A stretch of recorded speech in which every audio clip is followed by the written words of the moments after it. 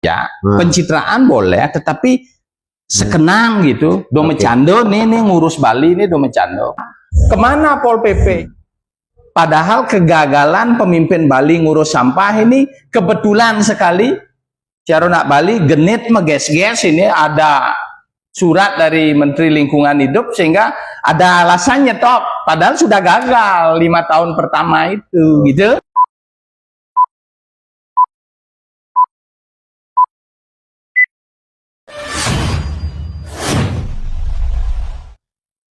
Berjumpa kembali dengan kami Web Podcast. Kali ini kita akan membahas bagaimana Bali 1 tahun belakangan ini, kemudian Bali dalam 6 tahun.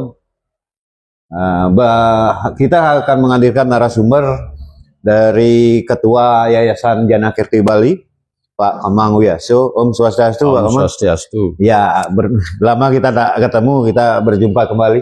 Kali ini kita membahas tentang Bali ke depan.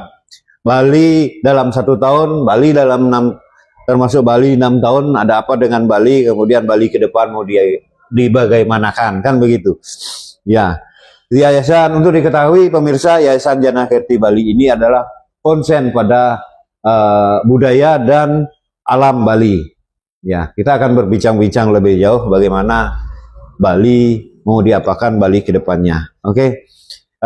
Untuk mengawali, Pak Komang, menurut pandangan Bapak, bagaimana Bapak melihat kondisi Bali atau perkembangan Bali? Apakah dia mengalami kemajuan atau kemunduran dalam 1 tahun belakangan ini? Baik, terima kasih Om Swastiastu. Om Swastiastu. Salam Ya. Sukinah. Senang dengan Pak Dewo. Ya. Jadi berbicara Bali. Kami kebetulan Yayasan Jana Kirti Bali itu concern pengembangan sumber daya manusia Bali dalam rangka memelihara alam dan budaya Bali.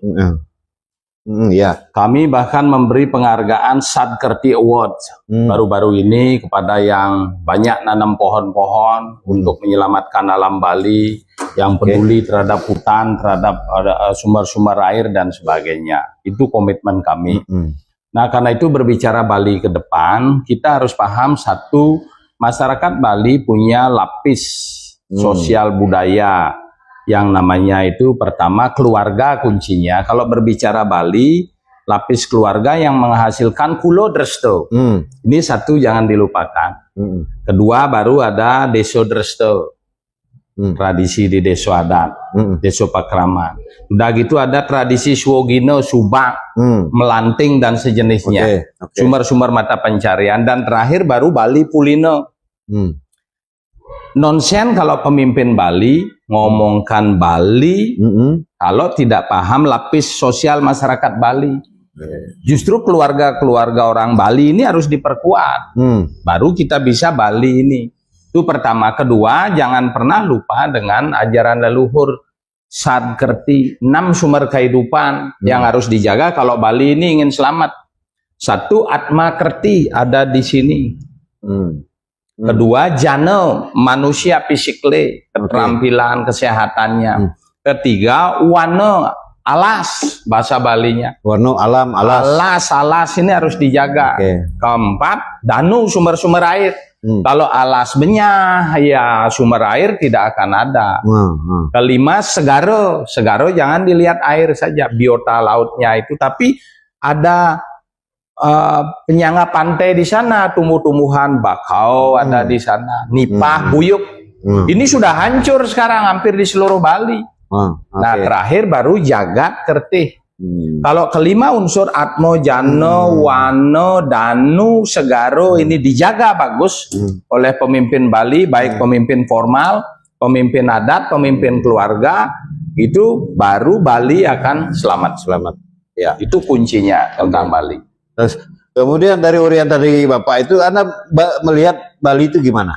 Ya, hari ini kita harus, karena Bali sudah dipimpin oleh gubernur. Yang lemah menurut saya, keberhasilan Pak Koster sudah saya lihat membuat program. Regulasi sangat cepat dieksekusi, tugas eksekutif adalah mengeksekusi. Saya salut Pak Koster, gubernur ini cepat sekali mengeksekusi regulasi, bahkan sampai arah pembangunan Bali 100 tahun sudah dieksekusi. Tetapi implementasi dari kaki tangan gubernur ini yang belum segerget gubernurnya ini. Contoh, visi Satkerti Loko Bali, hampir 5 tahun kepemimpinan pertama, sekarang tahun ke-6 Pak Koster itu boleh dikatakan kurang berhasil. Kurang berhasil. Kurang berhasilnya di mana menurut Bapak? Tidak jelas. Contoh sederhana saja, laut. Menjaga lingkungan laut, tempat melasti bisa terganggu, melasti. Aset tidak jelas secara ini. Hutan, sebentar dulu, hutan bakau, hutan nipah, buyuk itu sudah hancur. Sehingga bahkan tempat-tempat sakral itu sudah mulai dijamah oleh investor yang tak berizin. Hari inilah baru turun sampai melibatkan pansus DPRD Bali Trap itu. Pansus Trap. Urusan Nusa Penida lah. Urusan Pantai Brawo lah, apalagi itu. Yang pantai-pantai bangunan yang liar tanpa izin itu kenapa dibiarkan 6 tahun? Ya, sekarang ujung-ujung DPRD turun. Kemana Pol PP? Nah, jadi seperti contoh hari ini, banyak pesisir pantai yang tidak terjaga. Kemana Pol PP? Tugas Pol PP itu kan mengawal Perda Provinsi Bali, di samping mengawal gubernur sendiri. Jadi ketika gubernur punya kebijakan A yang bagus, Pol PP begitu orang baru nimbun pasir aja dia sudah bergerak. Deteksi dininya itu yang harus bagus. Tadi Pak kan melihat, sekilas saya dengar bahwa Satkerti Loko Bali itu kan dianggap implementasi di bawah itu yang kurang maksimal. Terutama saya dengar dari penjelasan Bapak terkait dengan melasti. Bapak sebutkan tadi melasti tidak aset tidak jelas. Maksudnya bagaimana Pak terkait aset Anda? Tempat melasti desa adat itu kan ke pantai. Nah, sekarang di sekeliling pantai-pantai di Bali tempat melasti itu secara aset beberapa banyak masih belum jelas. Aset siapa? Kedua, investor sudah mulai nyerobot, entah akses jalannya ke tempat melasti atau di sekitar tempat melasti itu sendiri. Artinya ini harus pemerintah provinsi harus mengamankan. Oh iya, karena kewenangan provinsi itu kan urusan sekian meter di pantai itu gitu. Sekarang banyak tambak-tambak udang yang ada di pinggir-pinggir pantai itu tidak jelas kontribusi buat pendapatan asli daerahnya, tidak jelas, hanya merusak lingkungan, tidak terkontrol itu. Contoh sederhana aja lah. Apa yang harus dilakukan kalau terkait dengan itu? Kebijakan gubernur yang bagus, konsep pembangunan 100 tahun itu membutuhkan pembantu gubernur yang cepat, tanggap geraknya cepat dalam rangka mengawal Perda itu. Ini gubernur bisa-bisa sebenarnya kalau satu partai itu cepat nyambung dengan bupati-bupati. Saya sebenarnya optimis dengan gubernurnya, dengan bupati wali kotanya satu partai, mestinya cepat eksekusi. Apa yang diinginkan gubernur, contoh sampah. Sampah ini sudah 6 tahun loh. Termasuk gagal pemimpin-pemimpin di Bali ngurus sampah. Syukur-syukur ada surat dari Kementerian Lingkungan Hidup. Nyetop jadinya. TPS Wung di stop. Kan ribut sekarang. Padahal kegagalan pemimpin Bali ngurus sampah ini kebetulan sekali. Carona Bali genit meges-ges, ini ada surat dari Menteri Lingkungan Hidup sehingga ada alasannya top, padahal sudah gagal 5 tahun pertama itu gitu. Nah, itu tadi pantai artinya gagal dijaga kan gitu oleh pemerintah, oleh pimpinan Bali. Nah, kemudian alam, mana kita ketahui kan selama ini pernah ada kejadian, bahkan di akhir-akhir tahun ini ada kejadian musibah yang sangat membuat Bali terpukul. kemudian berimbas pada sektor pariwisata, banjir sampai menelan korban. Menurut Pak gimana? Ya, tetap banjir pastilah kelebihan air. Kita tidak bisa menyalahkan pemerintah saja, tetapi ada beberapa penyebabnya kan tentu perubahan peruntukan, tata ruang tidak dijaga, alih fungsi. Yang begini-begini kan sudah menjadi isu-isu yang mungkin dianggap tidak menarik lagi. Itu berapa areal subak sawah misalnya yang beralih fungsi. Itu tidak ada yang awal. Tidak ada yang awal. Kita tidak bisa beralasan karena perizinan dari pusat OSS menyebabkan pemerintah. Bisa ada kewenangan masing-masing pemerintah pusat, provinsi, dan kabupaten kota. Bahkan gubernur sebagai wakil pemerintah pusat punya otoritas yang luar biasa. Itu dalam jangka menjaga tata ruang ini. Cuman tidak konsisten kadang-kadang. Kembali kepada Pol PP fungsinya itu. Cepat dia ketika ada gejala-gejala akan membangun apa gitu sudah harus cepat. Mungkin Bali sebenarnya Pak Koster sangat fasih, sangat dengan tertarik pada hal-hal digitalisasi. Mesti tidak terlalu sulit seperti sekarang isu sampah misalnya. Digitalisasi mana yang punya areal tanah pekarangan misalnya cukup untuk membuat tempat pemrosesan sampah, dia biar nangani sampah sendiri. Yang model BTN punya tanah sedikit, tidak mungkin bikin tebo modern, apalah sejenis itu misalnya, itu tugas pemerintah. Bahkan ada dinas sudah. Jangan semua yang buat sampah dia selesaikan sendiri, tidak semua bisa begitu. Itulah perlu di by name by address, digitalisasi ini penting. Bali pulau kecil kok. Ya. Sebelum membahas masalah sampah, saya ingin lebih lanjut mendalami tentang musibah yang terjadi di Bali baru-baru ini. Kan banyak menyebutkan bahwa di media sosial menyebutkan itu kegagalan pemimpin Bali.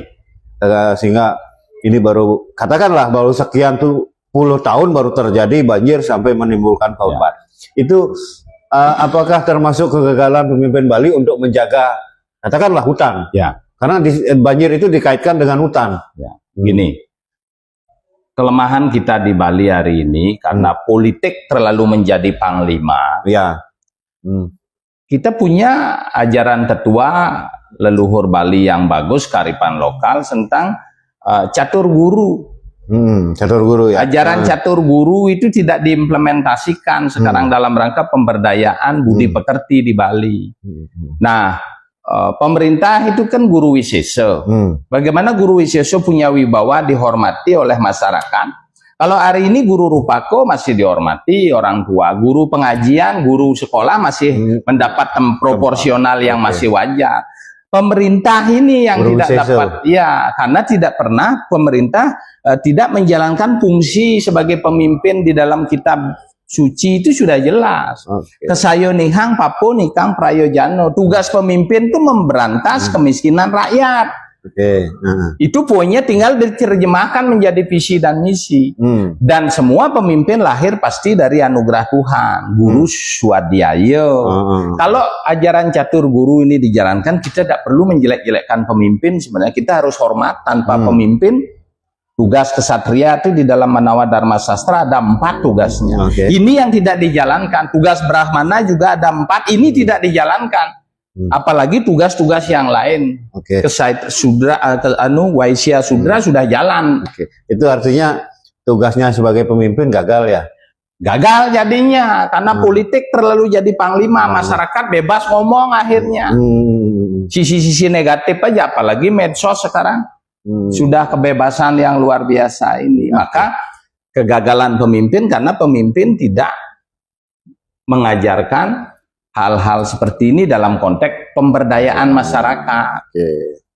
Ya, masyarakat Bali kan masih ketar-ketir sampai sekarang. Ketika terjadi hujan, ketar-ketir akan ancaman banjir, jangan sampai terjadi lagi gitu. Apa yang mesti harus dilakukan pemimpin Bali, Pak?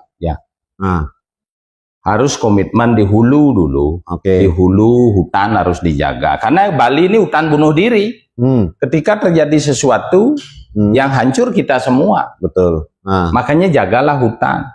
Hari ini contoh, Bali Barat itu dari awal reformasi itu 12.000 hutan yang harus hancur. Rusak. Dijarah oleh manusia. Sampai sekarang gubernur tidak punya kantor kehutanan di Bali Barat. Pinjam. Iya, tidak punya kantor. Betapa sangat menyepelekan tentang pembangunan hutan, bukan jadi prioritas. Kalau sekarang ngomongin alam, nonsen akan jalan. Wong kantor aja tidak punya, gimana? Rentang kendalinya terlalu jauh lah ngurus. Belum lagi alat-alat yang harus ada. Mesti bagian kehutanan provinsi itu ya pos-posnya di pinggir hutan itu. Syukur-syukur hari ini inovasi sudah bagus juga, keberhasilan Pak Koster lewat inovasi anak buahnya bidang kehutanan. Pendapatan negara bukan pajak dari sektor kehutanan non kayu. Jembrana contohnya salah satu kabupaten tertinggi di Indonesia. Sehingga enak-enak provinsi dapat bagi hasil pajak, kabupaten tidak keluar duit dapat bagi hasil. Di samping udara yang segar bisa kita hidup karena mempertahankan hutan yang ada. Coba dari drone dilihat dari Google, hutan Jembrana itu hijau sekali. Hutan-hutan di tempat lain sudah merah. Ya. Itu kita harus jangan terlambat lagi Pak Koster. Jangan slogan aja ngomongin Sadkerti. Ini Wanokerti benar-benar dijaga, bukan hanya upacara Wanokerti saja. Proyek fisik yang ada tidak benar juga jalannya itu. Kalau memang concern, serahkan pada desa adat di pinggir hutan. Di mana harus bikin Wanokertinya, upacaranya secara niskalo. Bikin bisa mau sulinggih-sulinggih di sana, bila perlu tulis barang siapa merusak hutan kayak Trunyan lah. Biar kena dia kutukan. Bahkan dia harus nanam kayak di Trunyan itu, di apa namanya itu, di Tenganan itu kan nebang satu nanam 17 kalau tidak salah. Ini harus gerakan masif. Itu karena hari ini kita lemah. Kalau ditanya rakyat, coba. Saya pernah mengadakan penelitian dari pendekatan bahasa. Karena berbicara budaya Bali, nonsen kalau keaksaraan tidak menjadi sentral. Aksara dulu, tatuonya dulu, sudah benar dah pelaksanaan sesuai dengan tatuo. Itu poinnya. Nah, saya pernah wawancara dengan masyarakat pinggir hutan, pakai bahasa Bali pendekatannya. Nyen lah halas. Semasih jawaban masyarakat pemerintah sepanjang itu pencurian terhadap kayu, pengerusakan terhadap hutan. Ini harus dirubah pola pikir. Nyi ngelahalas ini irago sarang-sarang kramo Bali. Maka perlu dibikin regulasi yang berbasis ini, berbasis sehingga masyarakat adat itu. Terkoto artinya untuk menjaga hutan. Untuk menjaga dia. Contoh kalau puranya rusak, boleh tidak ngambil kayu? Oh boleh. Tidak boleh lebih dari sekian sesuai kebutuhan. Tapi harus nanam.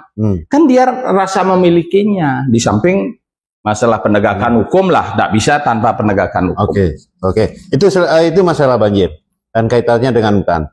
Sekarang sempat menjadi ramai juga terkait dengan masalah sampah, terutama penutupan TPA Suwung. Ya. Apa emergensinya itu sampai ditutup? Ya, pertama gagal. Untuk menutupi kegagalan, pas ada surat dari Kementerian Lingkungan Hidup, tidak boleh lagi sampah terbuka yang merusak bla bla bla bla, ya ada alasan.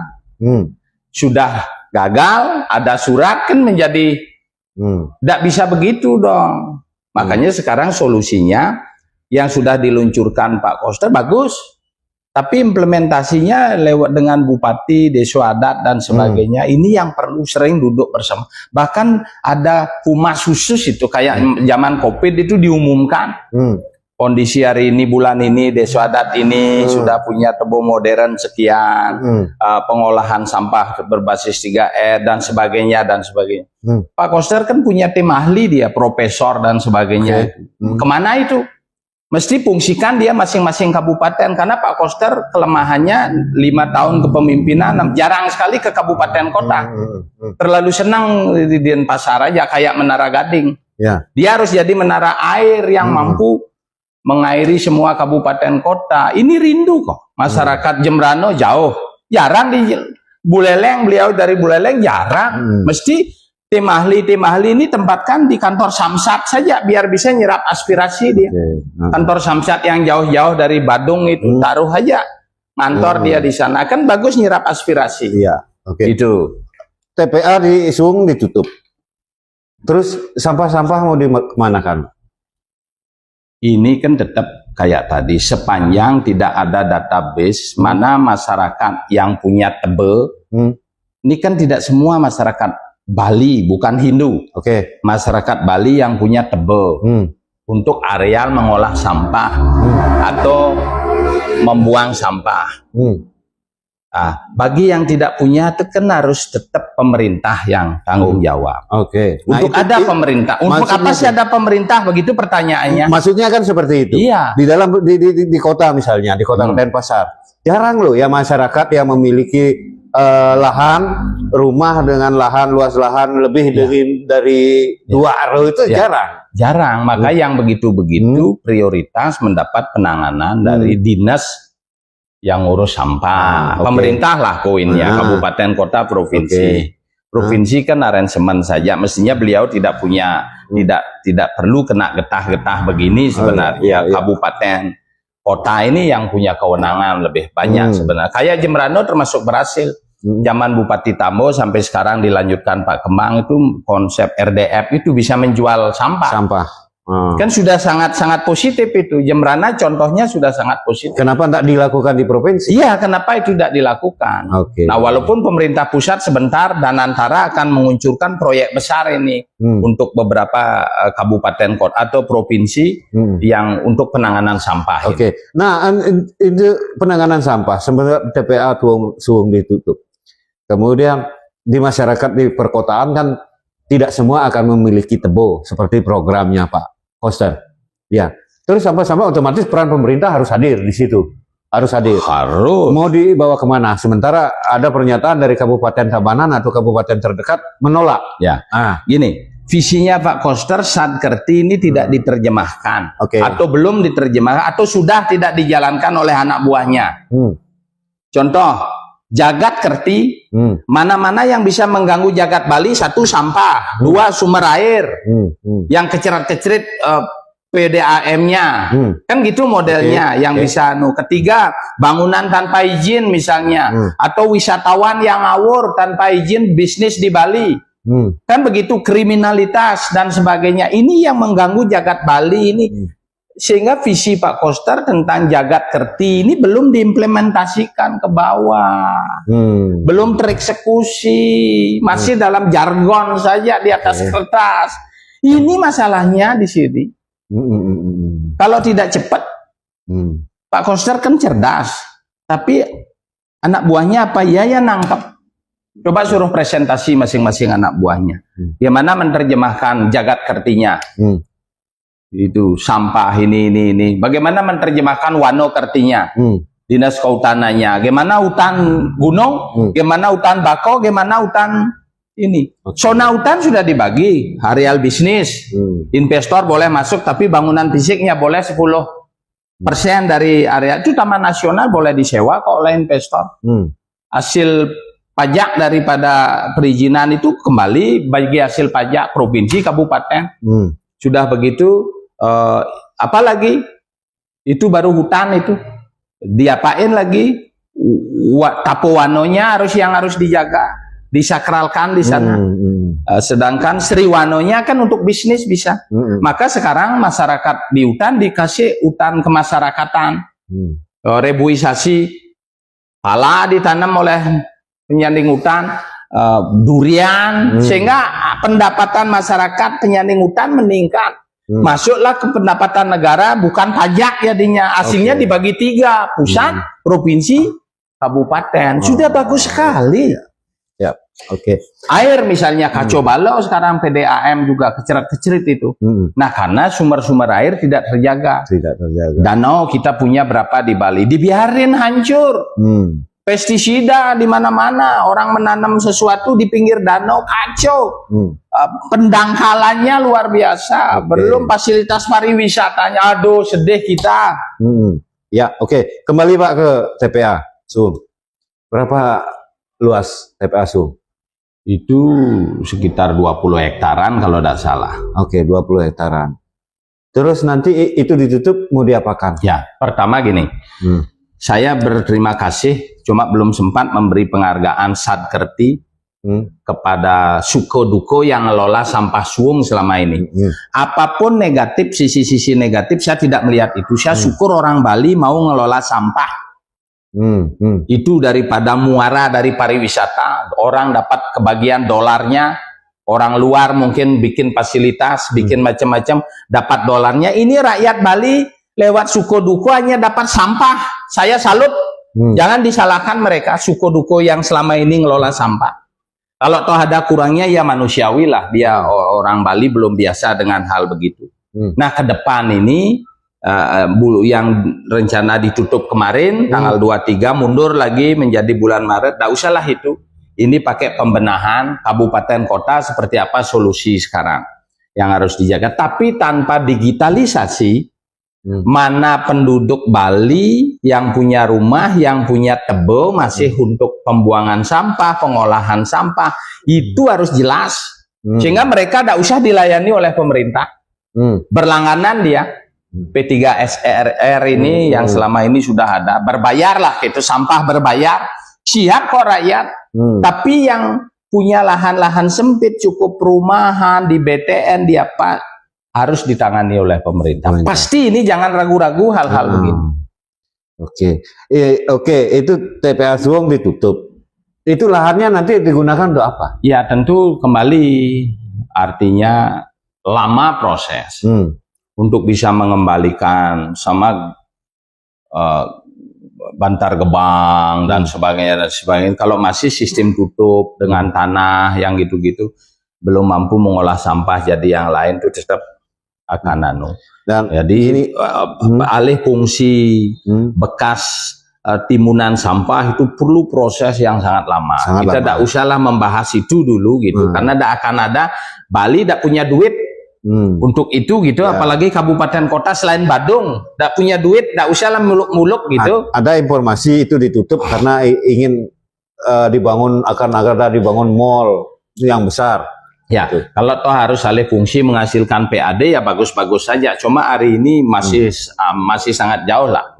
Masih sangat jauh. Makanya pemerintah pusat sekarang Pak Prabowo yang turun langsung lewat Danantara akan membiayai masalah pengolahan sampah ini. Nah, kemudian ini terkait dengan perlindungan adat dan budaya. Pemerintah Provinsi Bali apa sudah berbuat maksimal tentang itu? Ya, itu. Kembali Pak Koster, konsepnya bagus, tapi kemampuan duit. Contoh sekarang, Desu Adat kan baru kucurannya 300 juta saja sebulan, masih jauh dari kebutuhan Desu Adat. Satu Desu Adat tuh kalau ingin eksis dia bisa membina Pasraman Yowano, Pemangkuan, Serati, dan butuh uang 1 miliar lah. Satu Desu Adat. Hari ini baru 300 juta. Syukurlah kampanye dijanjikan kemarin. Mudah-mudahan bisa terrealisasi. Dana kutipan wisatawan itu tidak transparan sampai hari ini. Bentar Pak, dana kampanye dijanjikan berapa? Iya, kalau tidak salah minimal 0,5 miliar lah. Itu sudah berjalan sekarang? Belum, saya belum melihat itu. Masih 2025 ini masih 300 juta. Masih 300 juta. Padahal sumber dana sudah nambah, kutipan dari pariwisata kan sudah dipungut tuh, wisatawan asing itu. Nah, cuman tidak transparan, tidak ada pengumuman. Mesti itu disampaikan transparan, menjadi rakyat pelaku wisata senang. Yang nyumbang juga senang. Coba kalau hasil sumbangan itu diumumkan, pasti yang nyumbang juga senang. Kalau itu pakai nambah kas Desu Adat luar biasa. Itu artinya bahwa perlindungan terhadap adat dan budaya itu belum maksimal. Belum maksimal. Belum maksimal. Begitu Perda turun tentang adat itu, struktur yang harus dibentuk kalau tidak salah sekitar 12 paiketan pasraman dibuat. Belum bisa jalan di masing-masing desa karena duitnya yang terbatas. Syukur-syukur kalau lancar tiap triwulan. Itu kadang-kadang juga tersendat-sendat. Nah, apa yang harus dilakukan oleh seorang pemimpin di Bali? Ya, pertama, kembalikan Desu Adat pada Deso Mawocaro. Itu. Jadi, dorong semua perda itu, di dalamnya harus ada Pasraman, Paiketan itu didanai dia. Sehingga benar-benar desa adat itu bisa dia mandiri. Itu mandiri. Dan hari ini belum ada database yang pasti mana adat istiadat yang kita klaim sebagai adat atau budaya Bali. Budaya keaksaraan masih lemah. Pak Koster bagus sudah menyiapkan penyuluh bahasa Bali. Tapi implementasinya ini yang belum. Lontar-lontar kuno belum terbaca. Bahkan penyelamatannya pun masih tertatih-tatih. Sehingga dari sini keaksaraan ini dulu kunci untuk menyelamatkan adat. Hari ini contohnya nyepi saja berganti-ganti. Ada tawur tilem kesango, ada yang pengelongnya. Pokoknya selalu ini karena benar gak sastranya A, pelaksanaannya A. Ini yang kurang banyak mendapat ruang diskusi di desa adat. Pemangku belum sempat bedah lontar tentang kepemangkuan. Sulinggih sesuai dengan fungsi Brahmana belum bisa menjalankan sesuatu gitu. Jadi busung saja impornya dari mana-mana. Dagang canang saja sudah dari Jawa, dari Lombok gitu kan. Berarti ada keengganan orang Bali membuat upokaro begitu. Ini harus dicegah, termasuk krematorium juga diributkan lagi. Majelis Desa Adat provinsi kabupaten dah usahlah ribut urusan-urusan begitu, makanya kembalikan Desa Mawocaro. Kekeran, sebel apa, alangan membawa mayat tuh di Desa Adat. Jangan lagi kita mempolitisir lah Desa Adat. Hormati mereka. Hidup mati kita Desa Adat. Karena ciri Hindu Bali ini yang tidak dipahami oleh pemimpin Bali. Ciri Hindu Bali itu ada 4. Satu, orang Bali harus punya soroh kawitan. Soroh atau klan. Ini jangan dianggap mengkotak-kotakkan. Karena leluhur itu punya bisamo. Ayo kita taneleng ring kawitan tuh. Murat marit sanak niro, murat marit sentana niro. Jangan macam-macam sama kawitan. Harus punya soroh. Soroh itu. Iya. Itu. Jadi konsep manusia padu di sana. Soroh itu sama dengan baju. Iya, sesake. Kalau ingin Hindu Bali kuat, soroh ini harus kuat dulu. Kulo Dresto ini harus kuat. Kemudian nomor 2 adalah harus punya rong 3. Ini tempat setana leluhur itu. Jadi kalau sudah sampai ngaben memukur ngelingyang dewoyang rong 3 ini kuncinya. Sehari-hari di sanalah tempat kita mendoakan leluhur biar cepat moksah leluhurnya. Dan kita pasti dituntun. Ada lontarnya juga yang itu. Ayo kita tanah derwe rong 3 sekali beburon mebatis papat bisa makan bisa nginum sing lah hidup. Yang tidak punya rong 3 itu hati-hati. Karena Betaro Guru pemikiran itu di rong tengah dia. Rong kiwo itu adalah leluhur istri Bayu, yang paling kanan leluhur lanang, sabdo di tengah, Betaro kawitan, Betaro Guru hidup. Yang ketiga adalah harus ikut Desa Adat. Desa Adat ya. Kenapa? Karena setro Desa Adat yang punya. Kalau tidak ikut Desa Adat, kena Penanjung Batu dilarang menggunakan, inilah muncul krematorium itu. Jangan disalahkan, ada masalah, ada solusi gitu aja. Tidak akan ditinggalkan kok. Kalau karena dia ke Puro Dalam juga. Nomor 4 harus punya ikut ke Kayangan 3 Deso Pusah Dalam. Dimanapun dia jadi Kramo Purantaro merantau, jangan lupa sama Puro Dalam, jangan lupa sama Desa Adat. Terakhir 5, ini orang Bali harus punya siwo. Siwo sekalo bolehlah Sulinggih mewakili siwa-siwa ini. Ini ciri Hindu Bali ini tidak dipahami oleh pemimpin Bali, pemimpin adat maupun apa. 5, 1 ngelah soroh, merago kawitan, merago Betaro Guru. 2 punya rong 3, 4 3 Desa Adat, 4 Kayangan 3, 5 adalah siwa. Dengan Pak menyampaikan bahwa tidak dipahami, kelima poin ini yang tidak dipahami oleh pemimpin Bali. Dengan demikian Bapak menganggap bahwa pemimpin Bali itu gagal memberikan perlindungan terhadap budaya, adat dan budaya ya? Iya, berarti lepas. Ya. Lepas. Konsepnya bagus di tataran konsep. Oke. Tetapi di tataran implementasi ini tidak banyak kaki tangan gubernur yang paham. Apalagi sampai berani eksekusi. Oke, siap. Kalau ini dijalankan, bahkan aluan pembangunan Bali 100 tahun itu kalau benar berpihak ke alam, berpihak ke budaya. Cuman sampai hari ini mana yang diklaim budaya Bali? Budaya nasional ya, puncak-puncak kebudayaan di daerah.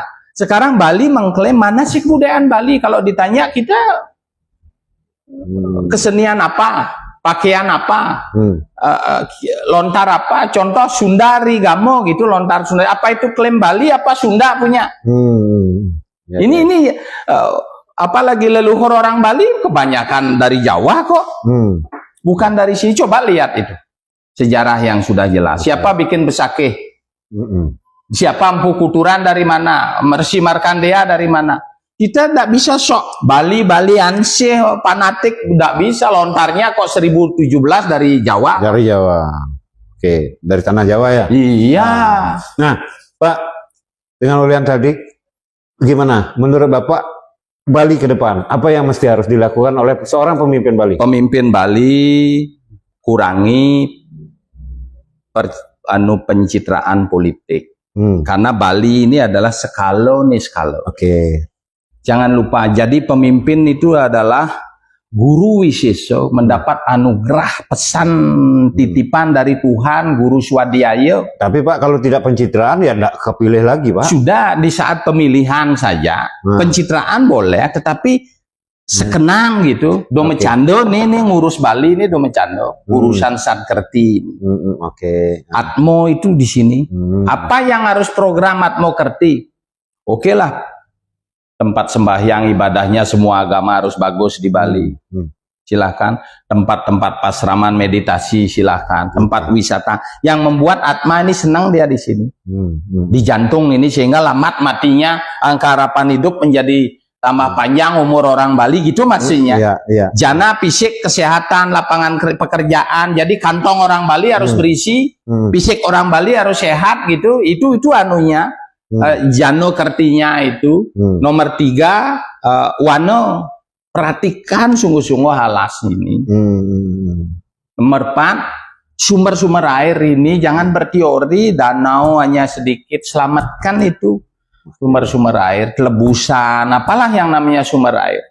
Terakhir adalah jaga yang kelima adalah segara laut, biota laut, hutan bakau, hutan nipah, atau apa namanya nipah itu buyuk, itu harus diselamatkan.